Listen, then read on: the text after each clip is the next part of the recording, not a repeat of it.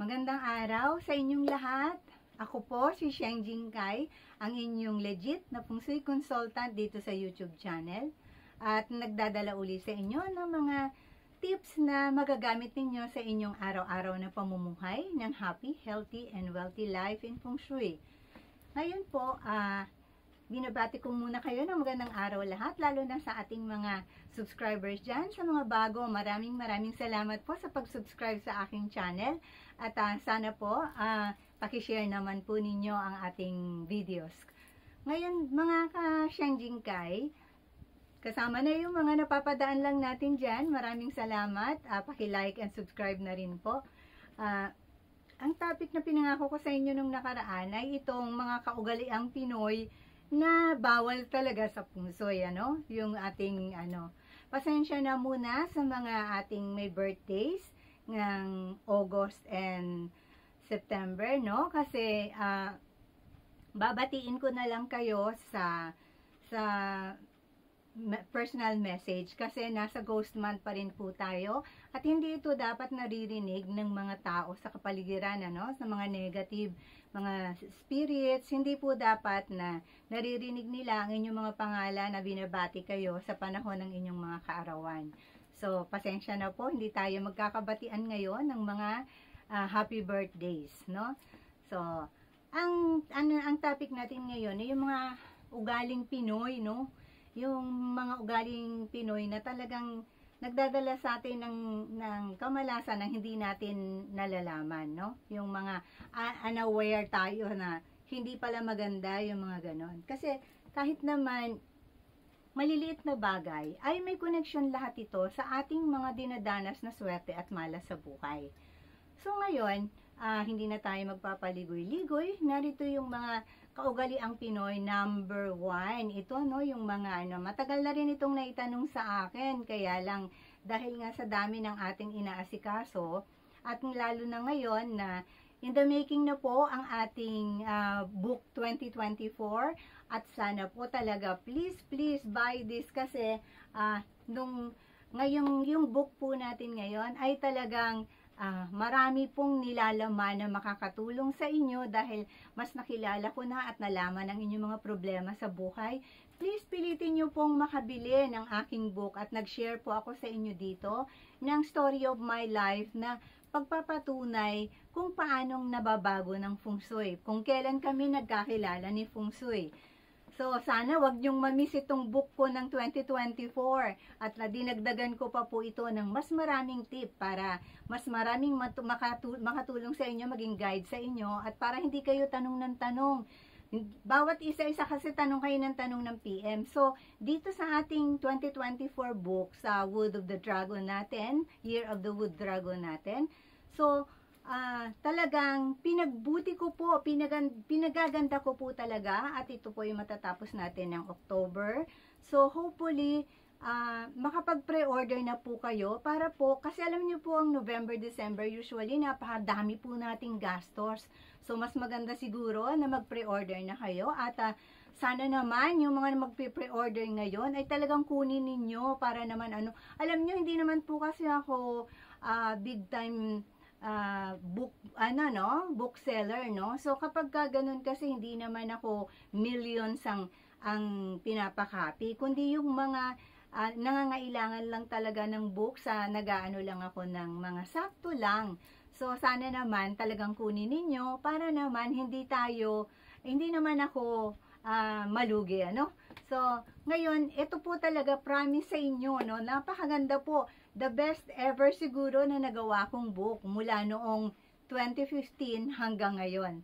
Kaya naman sana tangkilikin ninyo. At kung makakabili kayo ng mas maaga, kung makakapagbayad kayo ng mas maaga, ay mas mabuti po. Alam naman natin po na ang pagdating ng mga selebrasyon sa Pilipinas ay napakalaking gastos. Kaya ngayon sana pa lang ay maumpisahan nyo na ng pagbili ng aking paunang bayad ng aking book. Alam nyo naman po hindi ako tatakbo. So, alam nyo naman po, kilala nyo naman po ang inyong Sheng Jingkai. So, yun po ang isang maipapayo ko sa inyo. Please don't miss this book in 2024. At napakaganda po talaga, promise. So, ngayon, ang atin pong topic ay yung, thank you kay Miss kay Miss D, no? Thank you kay Miss D ng Australia. At dun sa mga nag-pre-order na, nagbayad na sila. Napakaaga pa, pero kayo ang mga naging inspirasyon ko, kaya ginagawa ko agad ng maayos ang libro. Dahil I am so flattered na nagbayad na agad kayo para sa sa copy ng inyong book. Tama nga naman po yung katwiran nyo. Binigyan nyo ako doon ng, ng idea na tama nga naman. Ngayon na, kung ngayon na kayo magbabayad, hindi na kayo magagastosan ng sa December or sa January, So ang magiging problema nyo na lang kung hindi kagandahan ang inyong mga ang inyong mga kapalaran ng 2024 at may conflict kayo at kailangan nyo ring mag-enhance or mag-protection, doon na lang po siguro ang inyong pagkakagastosan. Kaya sana wag nyong ma-miss ang ating book. Kaya kung meron na kayo ngayon, please buy na. Para mas magaang na sa inyo ang mga kasunod ninyong mga pagkakagastosan. Alam nyo naman. Okay po? So ito ang unang-unang, unang-unang nakakainis. Nakakainis na, pero habit na ng mga Pinoy. Ito pong pagpipicture ng pagkain, no? Ito ay, hindi ko rin maintindihan kung sino ang nagpauso nitong nagpipicture. Kunyari po, tayo po ay kunyari kumakain sa labas kasama ang ating mga kaibigan, ang ating mga kamag-anak, ang ating mga mahal sa buhay, at merong kumuha ng picture sa atin na kumakain tayo, ay that's very good, Hindi po yun bawal sa pungsoy. Pero yun pong kasi nagiging habitual na po na bawat kain, bago kainin ng pagkain, ay pinipicturan at ipinopost sa social media. Ito po ang hindi ko maintindihan. Kasi po talagang bawal po ito. Kahit nga sinasabi ko sa inyo pag Chinese New Year or New Year, yun pong nagpipicture ng inyong handa tapos pinopost ninyo sa social media. It's really bad in feng shui. Alam nyo po, kaya nga po tayo kumakain sa kusina. Kasi po, kusina is a private place. Hindi po ito salas. So, hindi dapat makita ng tao at hindi dapat na ang ating blessings ay yung ipapakita mo, ibabrag mo sa ibang tao. Ngayon, kunyari, kayo ay may-ari ng isang restaurant at yun ay inyong menu sa inyong restaurant, then it's fine na picturean ninyo yung inyong pagkain at i-post ninyo sa social media, sa social media, introducing your own menus, no? But sa mga personal lang nating mga sa mga personal lang nating mga kaibigan na pag tuwing kakain ay kailangan talagang picturean muna ang pagkain at ipopost sa social media. Wala po talagang reason ito para gawin, Kasi this is bragging, this is vanity. Yun po ay kung meron po kayong common sense, yun lang naman po ang meaning doon Yung ganon. Kasi talagang vanity and bragging lang po talaga yan. Yan lang po yung reason ng pag-picture ninyo. Or kunyari naman, meron kayong kinain, kinain ninyo, and then hindi masarap ang lasa, or gusto nyong ipaalam sa ibang mga tao na ito ay hindi masarap yung pagkain na inihain sa amin, or may dumi, or something, it's okay. But, nagiging habitual na po kasi marami na pong nagtanong nito yung matagal nang nagtatanong sila sa akin nito kung ano daw ba ang opinion ko sa pungsoy about this na bago kumain, ay pinipicturean muna yung pagkain para i-post sa social media. Tayo po ay kumakain sa kusina. Ang kusina po ay isang ano bang tawag natin dyan? Pribadong lugar. Pribadong lugar para kumain. Kaya hindi po ipinapakita, kaya po ang ating mga kusina, ang ating pong lamesa ay hindi po nasa labas, wala po sa beranda dahil hindi po dapat nakikita ng tao ang mga blessings sa atin na kinakain natin. Gusto ko lang pong malaman nyo ito, iisa lang po ito, ang tubig na malalim po ay tahimik. Ang tubig na mababaw ay maingay. So, yun lang po ang maging lesson sana ninyo. Bato-bato sa langit, tama ay huwag magalit. Yun po ay mga kasagutan ko lamang sa mga tanong ninyo. At kung kayo naman ay talagang feng shui lover, i-appreciate nyo po yung aking advice, kunyari nasa ibang bansa kayo at kumakain kayo, may nagpicture na kasama kayo, it's fine. Pero yung only the food, no, parang ipipresenta natin sa tao, I ate this food, ganon. Parang hindi po talaga yun maganda sa feng shui. Okay? So, yun ang unang-unang kaugalian ng mga Pilipino, no? Na talagang maiisip mo for what reason ginagawa ito. Pero, kung may common sense ka, talagang alam mo na ang reason kung bakit ginagawa yan. Okay, so yung isa pa nating yung pag nagbabayad tayo ng utang, no? May nagtanong kasi sa akin, meron bang koneksyon yung mga araw ng pagbabayad ng utang or yung mga wag po tayo magbayad ng utang sa gabi, no? Yung malas po yung maglabas ng pera kung magbayad ng utang sa gabi na. Paglagpas ng alas 6, hindi na po maganda na tayo ay magbabayad pa ng utang. Pangakuan nyo na lang po na bukas po ng tanghali or kasi hindi rin pong magandang magbayad ng umagang-umaga, no? So maghintay naman kayo ng mga 10 o'clock. From 10 o'clock pwede na po kayo magbayad ng utang.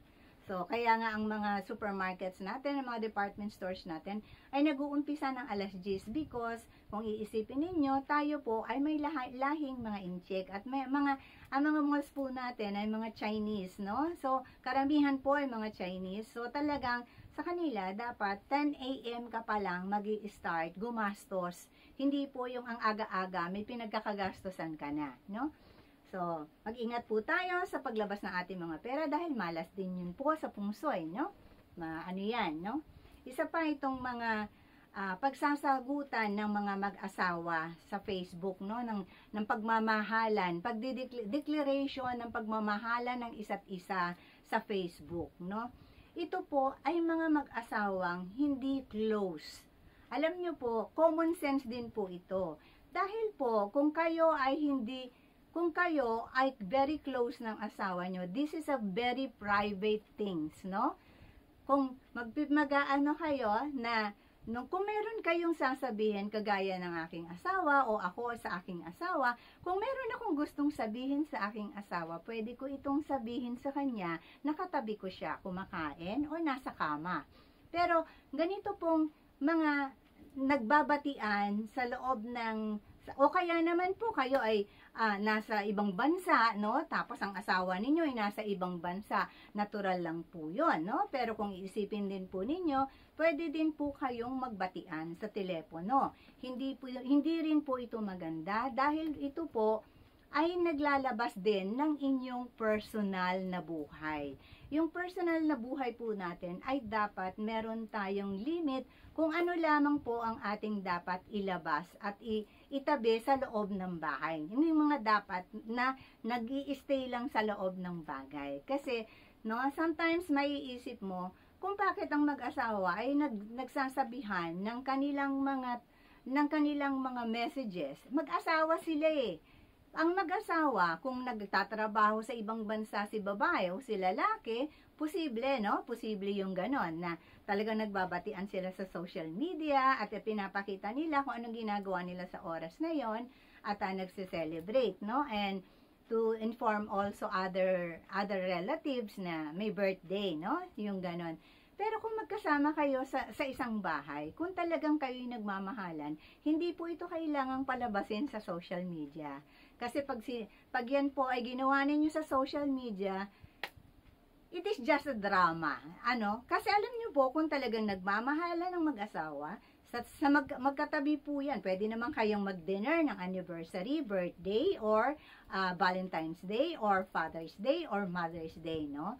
So, kapag may gusto mo magpasalamat sa asawa mo, kailangan mo pa bang i-broadcast sa social media? Tatanungin ko kayo, kailangan ko bang, kunyari, narigaluhan ako ng asawa ko ng something, kailangan ko ba siyang sagutin sa social media? Of course not. Nasa tabi ko lang yung asawa ko na binilhan ako. So, I'm just going to hug him and kiss him and tell him I'm very thankful, no? And I love him. So, yung mga ganun kasi parang everything is pretension.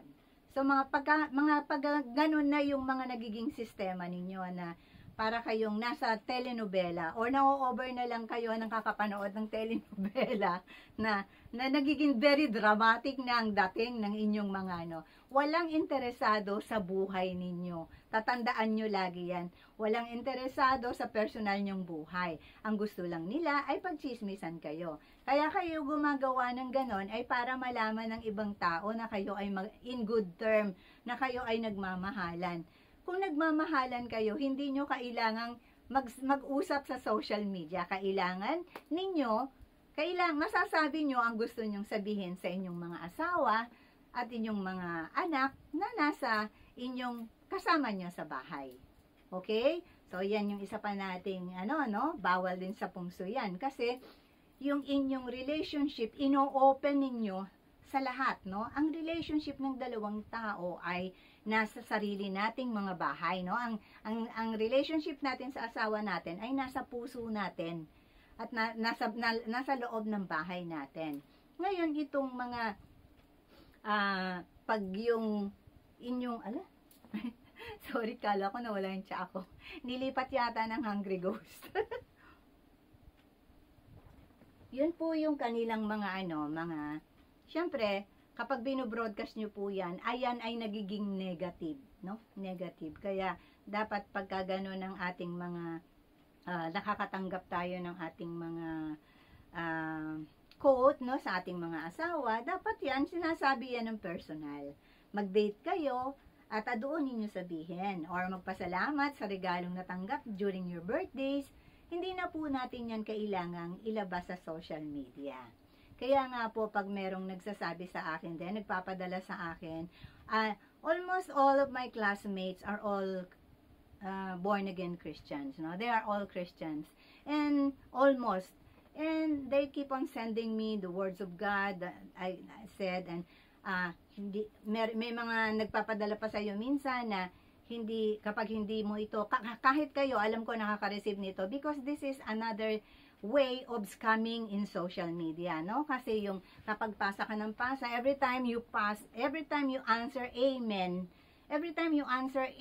in the, anong tawag mo dito, in the comment section, ibig sabihin, nakuha na nung pinanggalingan ng message na yan, yung inyong account number. So, beware of that also. Kasi yung pagsasabi minsan hindi ka makapag-amen kasi, dahil hindi mo mahal ang Diyos.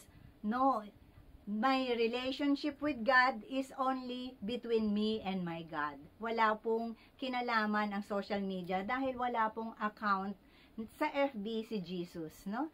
So, ang ating, sino man ang Diyos natin, wala pong account sa FB.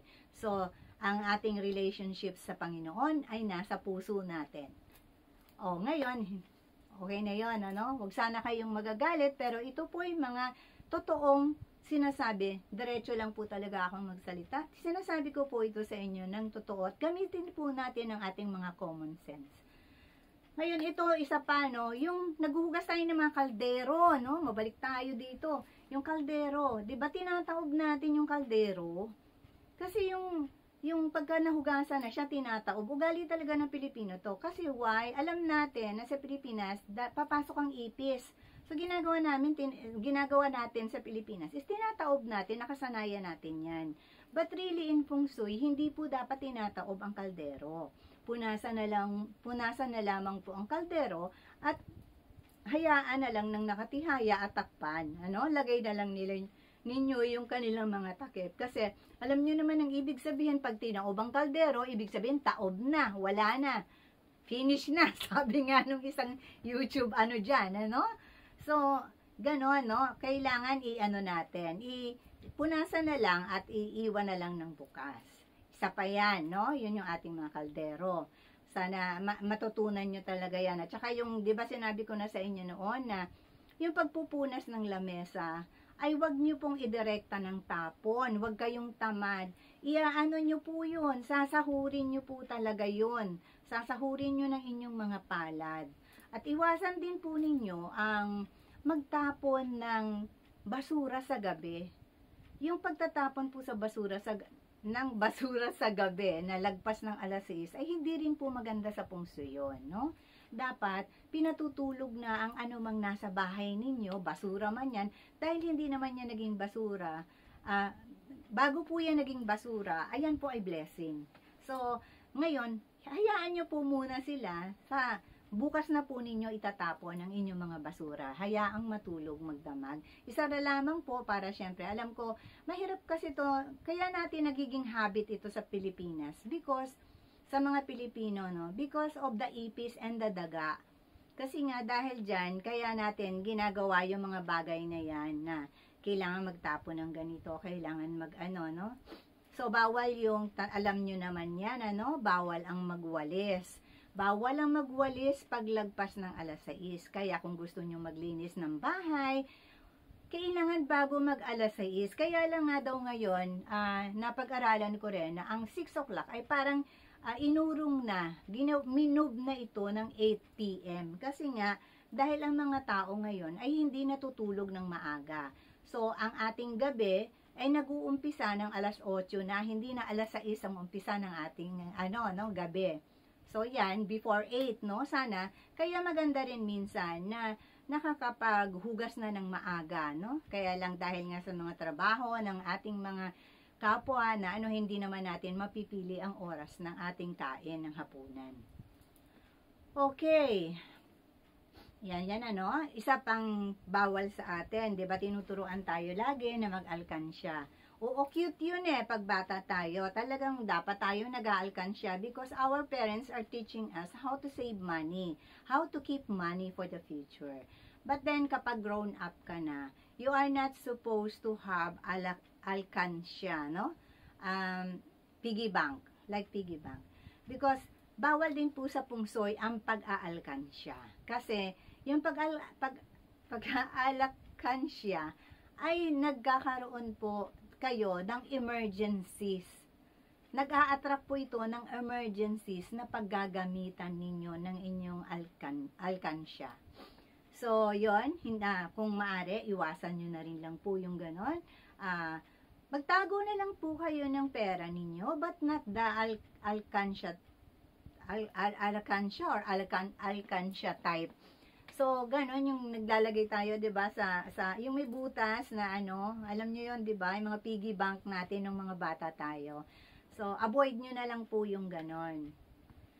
Tapos, yung pagsasampay natin, ito, may mga tao ko napansin dito.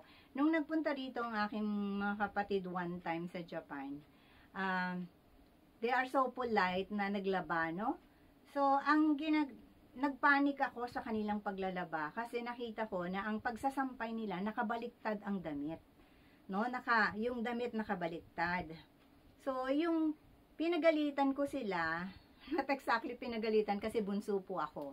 So, sinabihan ko sila na, ay, nagpanik ako talaga kasi bakit nakabaliktad ang mga damit? Kasi nga ganun daw sa Pilipinas. Sabi ko, hindi. Dapat as it is, ang tayo ng tao, kung ano ang tayo ng tao, yun din ang pagsampay ninyo ng inyong nakahanger na damit. Hindi nyo yan dapat nakabaliktad. Kasi ang nakabaliktad, binaliktad nyo na yung tao, kumbaga, no?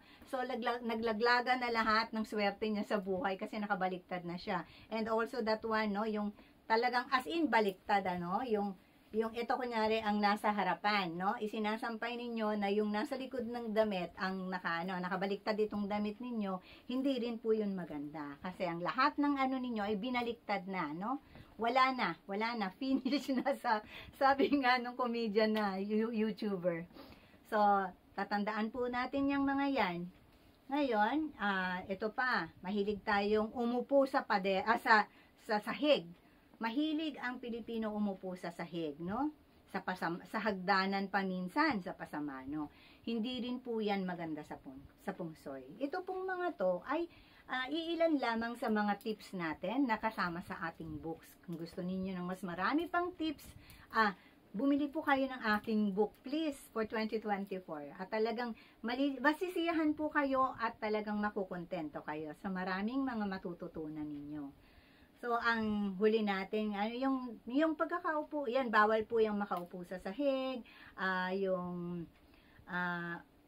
may mga ano pa tayo, no? Yung mahilig tayong sumandal sa pader pag napagod na. Yang mga yan, no? Marami po yang hindi maganda. Kagaya po ng pag-upo sa semento. Alam po natin na ang semento ay lupa, no? Sa ilalim ay lupa. Lahat po ito ang sumasagap ng lahat ng mga negative energies na nasa lupa. Alam naman natin, kaya nga sinasabing may lamang lupa. Ngayon, ito ay pinagbabawal talaga na laging nakasalampak sa semento ang mga tao, no? Lalo na sa pasamano ng hagdan din, hindi rin maganda kasi ang papaakyat na swerte ay hinaharangan mo na.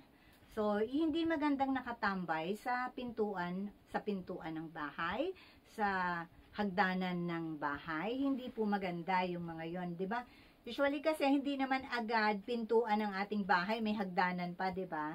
So, yung mga ganun po, bawal po 'yon. Maglagay po kayo ng appropriate na silya o bangkito para may maupuan kayo, hindi po yung dun sa mismong hagdanan. Ano po? So, yan, isa pa yan. At ang isa pa natin ay yung yung pagsandal sa pader, kasi po yung ganun din po. Ang pader po ay ang nagpoprotekta sa atin laban sa masasama. No? Yung mga pader, yan sa mga poison arrows, dyan po sa pader tumatama ang mga lahat ng poison arrows, at isa po pa rin po yan na sumasagap ng mga negative energies na nagwo-wall sa atin. So, kapag sumandal po kayo sa sa pader, iniisip nyo para kayo nakasandal sa pader, kasi tayo minsan, 'di ba, lalo na yung mga mahilig tumambay sa labas, no? Kapag nangangalay na sila, sasandal sa pader, no?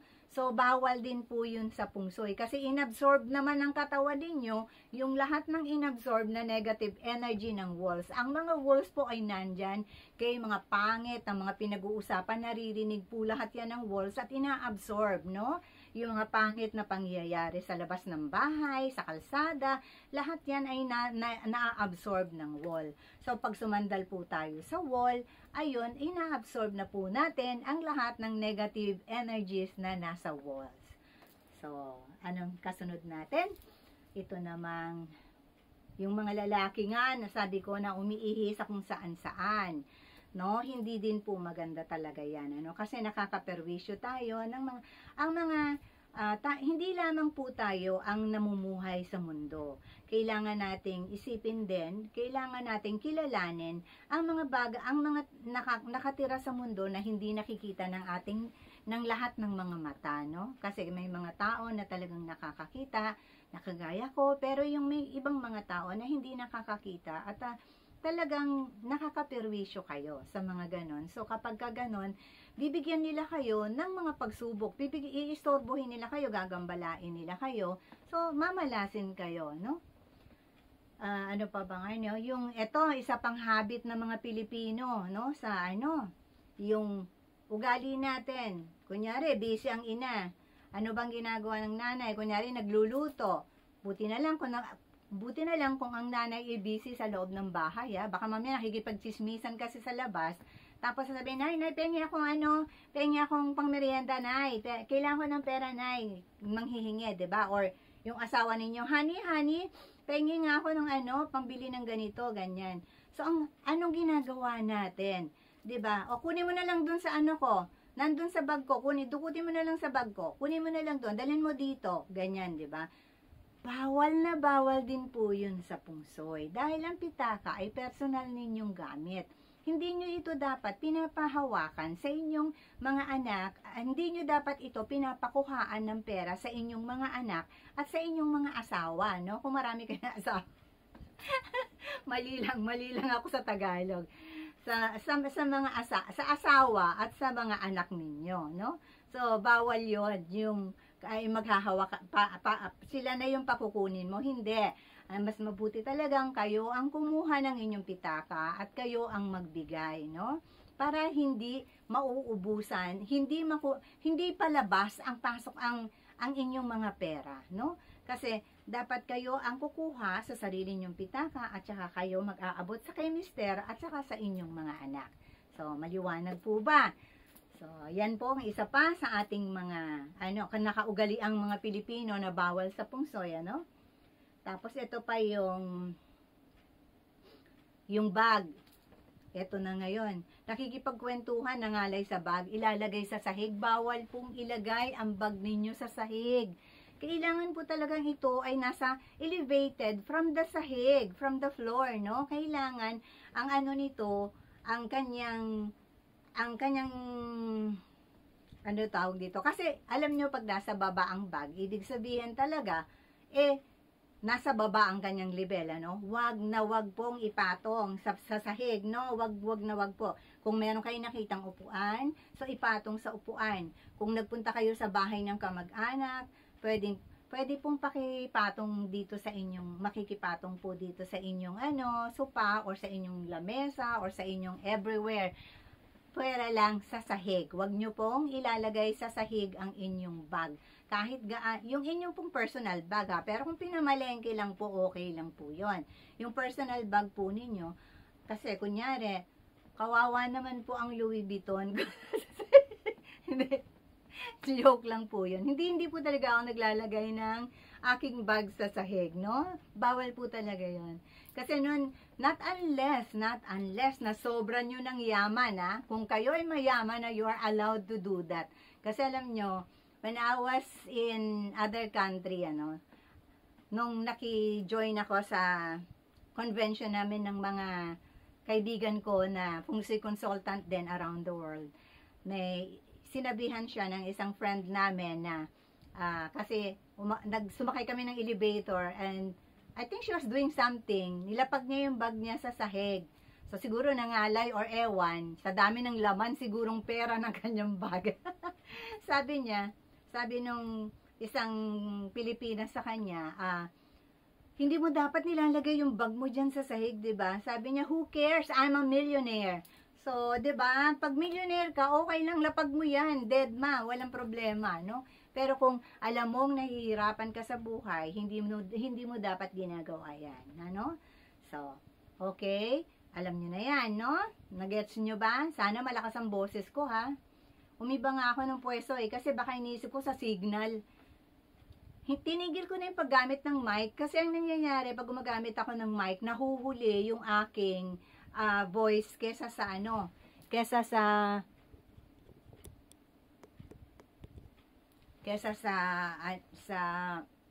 audio, yung audio at saka yung video hindi nagsasabay, no? Ito ang susunod pa, no? Yung sapatos.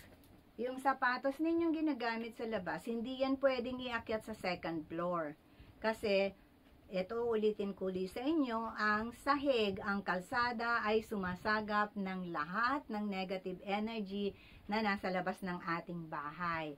So, kapag inakyat niya ng dire-diretso sa inyong kwarto, sa second floor, yan po ay nakapasok na ang negative energy sa inyong kwarto. So, ngayon, mapapansin na ninyo ang maraming pagbabago sa buhay ninyo na dahil hindi kayo aware na ang inyong mga sapatos ay may mga nasagap na. May mga nasagap na sa labas. Inilalakad natin yan kung saan-saan.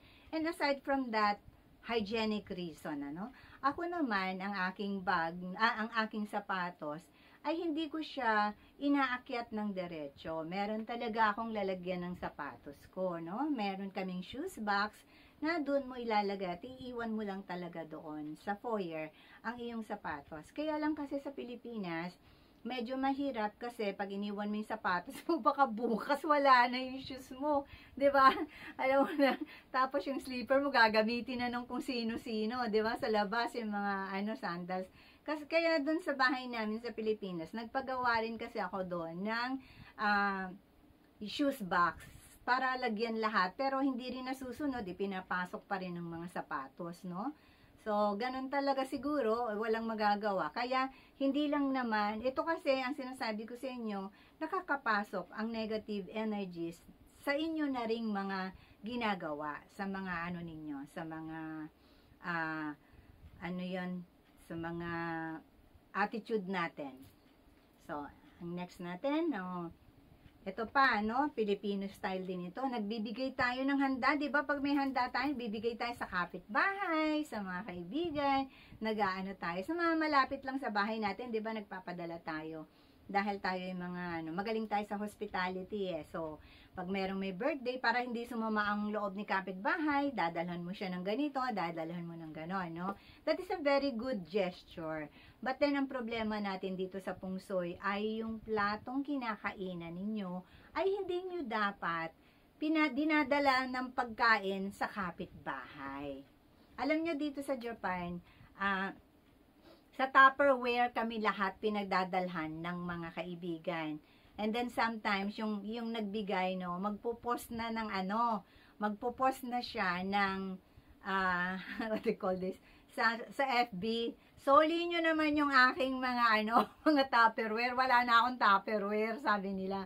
So, ngayon lahat naman kami, ako ba? Ako, so, lahat, nagigilty lahat. So, talagang kami, may mga Tupperwares talaga kami sa loob sa bahay namin para sa mga ganong bagay. Yun ating pong personal na plato na ginagamit ay hindi natin dapat lagyan ng pagkain para ibigay sa kapitbahay because inilalabas na naman po natin ang ating blessing sa bahay. So, dapat kung anong blessing natin sa bahay, although we can share our blessings, pero hindi po yung personal nating kinakainan dahil yung personal nating kinakainan na plato ay yun mismo ang ating gamit. So, kung hanggang doon na ipapamigay mo na sa labas, wala nang matitira sa'yo. So, okay, isa pa yan sa ating mga dapat pag-ingatang mga ugaling Pilipino. At to pa, ugali ng Pilipino, wala kasi akong pera eh. Kapos ako eh, gipit ako eh, yung mga ganon. Hindi po yan dinideklara. Hindi po yan dinideklara ang pagsasalita ng mga ganon. Lalo na po kung kayo ay meron, tapos sinasabi nyo ito. Yung nagsasabi ng walang pera po ay talagang akala nyo ito ay pagbibiro, Akala nyo ito ay pang-iinis. Hindi po. Talaga bang bawal yun sa pungsoy magsabing wala kayong pera. O nagigipit kayo, or ano pa ba ang mga naghihirap kayo. Kasi alam nyo, yung mga ganun kasing, yung nagigipit kayo, naghihirap kayo, may mga solusyon po kasi yan. Pero hindi lang ninyo ginagawa. Ngayon, wag po ninyong i-broadcast na wala kayong pera. Kasi, not unless may nangungutang sa inyo, sabihin nyo wala kayong pera. Pero kung wala namang nangungutang sa inyo, wag nyo sabihin walang pera. Actually, alam nyo, pwede nyo namang sabihin dun sa nangungutang na sakto lang kasi yung pera namin para sa amin. Wag nyo nang i-mention yung wala kayong pera. Because that is not really good, no? Talaga pong malas yung sasabihin yung wala kayong pera. Kasi talagang mawawalan kayo ng pera. So, hindi naman talaga ang isang tao, hindi naman talaga walang pera. Kahit po paano may coins yan, kahit na piso ang pera mo, that is still pera. So, hindi totoo yung wala kang pera. May pera ka. So, yun nga lang, hindi sasabihin ng tao, kunyari nangutang ka, sakto lang kasi pera ko eh. O, yung ganon, hindi yung nagigipit po kasi, nagaganito. Yun po talaga, nag-a-attract din yan. Yung sinasabi nyo na yan, nag-a-attract din. Kaya nga sinasabi, diba, claim nyo. I-feel nyo na God will provide me something. God will give me something big.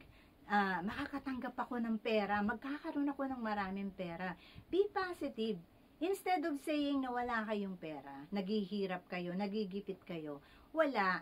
Alam nyo, kung meron naman kayong pera at sobra yung katago-tago ninyo sa inyong mga pera, ang pera po ay kailangang papasyalin din yan para makahanap ng kaibigan.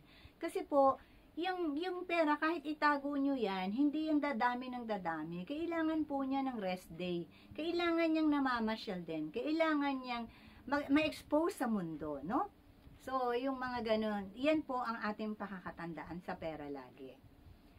Huwag po tayong madamot. Ano pa ba? Yun nga, yung pagdadamot, no? Huwag kayong madamot. Kapag meron din lang naman kayo, kahit pa paano mag-share kayo sa mga homeless. Mag-share kayo ng blessings. Magbigay kayo ng walang camera. Kasi marami po akong kilala talaga dito na gumaya sa akin sa charity, sa pagpapacharity. Pero Susmi, yun, nasa TikTok po, nasa Facebook, talagang as in naka-video, wala pong mangyayaring indulgence sa inyo dyan, indulhensya. Hindi po kayo makakatanggap ng indulhensya sa Diyos sa ginagawa ninyo dahil yan po ay pakitang tao. That is also vanity. Yun pong, Diyos ko, mangingilabot. Naku, ang sarap sa bunutan po, nagpipigil ka lang, ano? Kasi, yun pong, dati, matagal ko na po kasi itong ginagawa, siguro mga 25, mga 30 years na po siguro yung aming pagdodonate. Una kasi personal lang ako, and then, my very close friends joined me in this very good, yung aming sa charity, sa mga homeless. Dapat po, ang bibigyan ninyo ay yung hindi ninyo kakilala. Kasi po, hindi sila obligadong magbalik sa inyo ng kahit anuman. Dahil Diyos na ang magbabalik para sa inyo. So, yun po, yung aking dating kakilala rito, gumaya nga po siya sa akin ng pero talagang makikita mo, as in talagang habang tumatanggap pa yung tao, binibidyoran, mag-thank you ka, you don't deserve a thank you because you give it to charity. Yun yung, hindi mo nga sila kilala, ayaw mo ng bayad para galing sa kanila, ayaw mo ng kapalit. Ang ginawa nitong babaeng ito na, na pakitang tao, dahil gusto niyang mag-TikTok, so, ginagawa niya, magbibideo siya, tapos yung binigyan, yung ganito, o mag-thank you ka kay ganitong pangalan, mag-thank you ka kay ganitong pangalan. Hindi po. Napakaliwanag po sa Biblia, Ang Biblia, basahin nyo bilang history. Ako po, history po ang tingin ko sa Biblia. Ang sinasabi dyan ng Diyos ay, kapag nagbigay ang kaliwang kamay mo, huwag mong ipaalam sa kanang kamay mo. Hindi ganun. Hindi yung ibibideo mo pa at parang obligado pa yung binigyan mo na mag-thank you sa video dun sa taong mga kasama mong nag-donate. Kami po hindi. Ako lamang po ang nagpapasalamat sa mga kasamahan ko na nagdo-donate, na dumadaan sa akin. Naging kasangkapan din po ako ng mga kaibigan ko na gustong mag-charity. Yun po, ako ay nagpapasalamat sa kanila. Yung kapag po Pasko, nagbibigay po kami ng mga pagkain sa mga homeless. Sari-sari po ito. Iba-iba po ang aming mga ibinibigay, mga pangangailangan sa araw-araw ng ating mga homeless po. Kasi ang mga homeless po ay hindi tayo kilala. At wala silang dapat pagbayaran sa atin dahil yun po ay kusa nating ibinigay sa kanila. So, dapat hindi nila tayo kilala. Dahil kung kilala nila tayo, ang tawag doon ay pagpapasikat.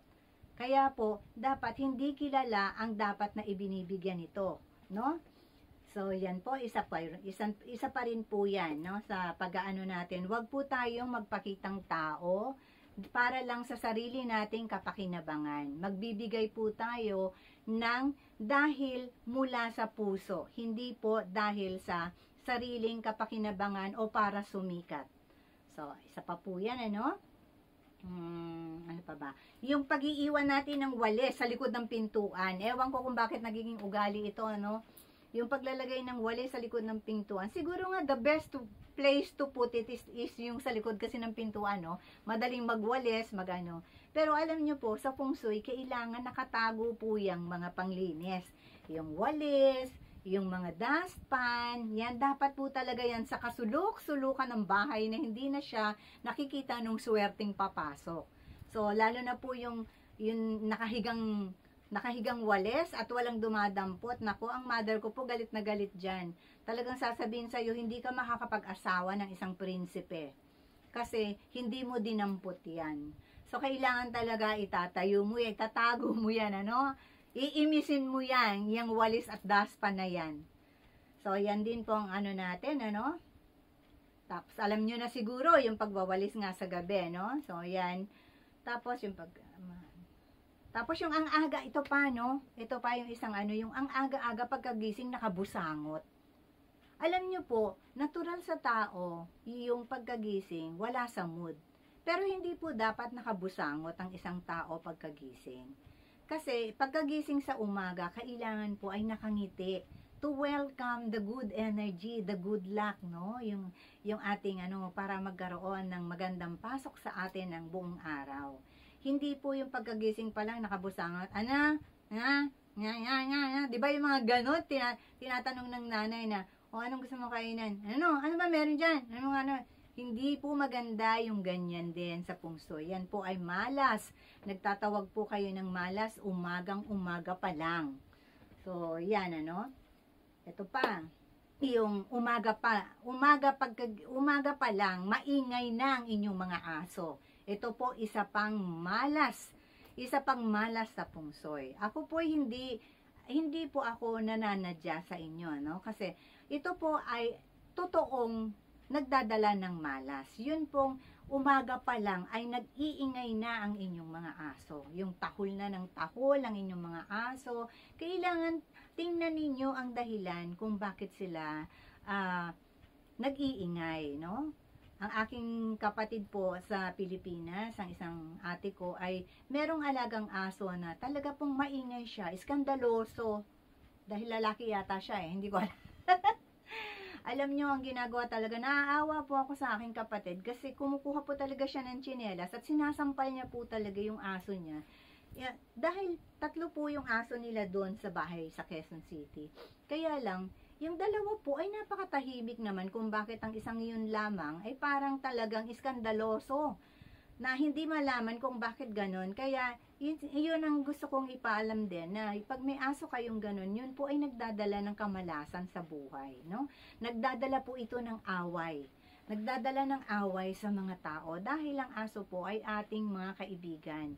Yan po ang tinawag ng mga man's best friend, Pero ang gusto ko po talaga is ang Diamond's best friend. hindi po yung dog.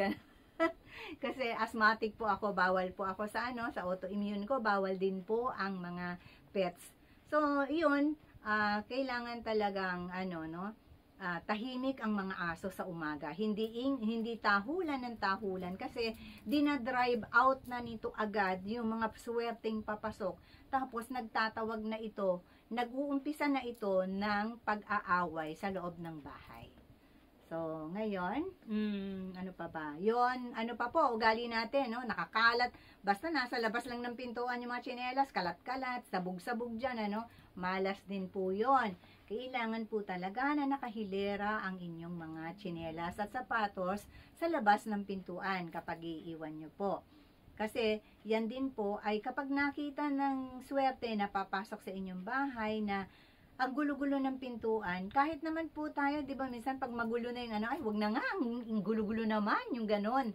So, totoo po yung sinasabi ko sa inyo, dahil ang mga bahay ng mayayaman, makikita nyo po talaga, ay talagang well-organized po. So, ang isa pang, dyan, mga nakakasanayan natin, yung ang aga-aga pa, nagkukwentuhan na ng chismis. Ito yung mga bawal talaga, ha. Nagkukwentuhan ng chismis, nagkukwentuhan ng horror, at nagkukwentuhan ng malaswa, Ito po ay bawal pag-usapan sa umaga. Sa umaga po, hindi yan dapat pinag-uusapan. Ang dapat yan, pwede niyong pag-usapan yan siguro mga 2:00 na ng hapon. 2:00 ng hapon na kayo magchismisan, magkwentuhan ng horror o kaya ng mga malalaswa, mga kalaswaan. Yan po ay hindi magandang pag-usapan din sa umaga, malas po yan. Kahit dito po sa Japan ay hindi po talaga yan dapat pag-usapan sa pag-uumpisa ng araw. Yung ganyang mga topic. Tandaan nyo, chismis, ano pa yan, yung mga masamang balita, yung horror, at saka yung inyong mga malalaswang mga kwentuhan. Yan po, bawal po yan. Ayan, okay na yan yung ating mga Pilipinong mga kaugalian na dapat nating i-avoid sa ating buhay, Kasi Yan po ang hindi natin alam pero nagdadala ng kamalasan sa ating buhay at lagi tayong nagrereklamo na minamalas at karamihan sa inyo ay nagrereklamo na minamalas or maraming problema sa buhay. Kaya para maiwasan natin ito, have a healthy and wealthy and happy life with Feng Shui with me always. So, mga ka-Shenjin Kai, I love you all, always. So, hanggang sa susunod natin, may maganda pa rin tayong topic. Kasi nakakaligtaan natin ang ibang mga bagay na wag nyo po sanang kalimutan. Wait Sana po, bumili kayo ng ating book next year po Ito po yung 2023 natin, but then sa 2024 mas marami pa po at mas malaman ang ating laman ng ating libro. Kaya pinapauna ko na sa inyo, kung meron na kayong budget ngayon, mag-pre-order na po kayo in advance. At para makasiguro na kayo na save na kayo, maubos man ang pera niyo sa Pasko, at least meron na kayong nabiling libro. Maraming salamat po. Love you all.